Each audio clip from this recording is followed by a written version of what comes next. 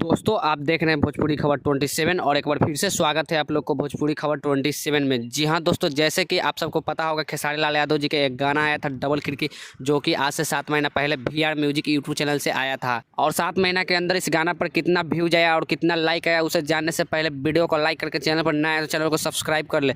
दोस्तों अगर बात कर ले इस गाने के बारे में तो इस गाने को गाए हैं हमारे ट्रेंडिंग स्टार खेसारी लाल यादव और शिल्पी राज की आवाज़ में। और इस गाना को लिखे हैं अभिषेक भोजपुरिया और इस गाना में म्यूजिक दिए मोनू सिन्हा। और इस वीडियो में नजर आई है रानी एक्ट्रेस। दोस्तों आप लोग को जानकारी के लिए बता दें कि VR म्यूजिक कंपनी रानी एक्ट्रेस का है। दोस्तों अब बात कर लेते हैं इस गाने के व्यूज के बारे में। तो 7 महीना के अंदर इस गाना पर 100 मिलियन व्यूज प्राप्त हो चुका है। और वहीं लाइक के बात कर ले तो 6,78,000 लाइक भी प्राप्त हो चुका है।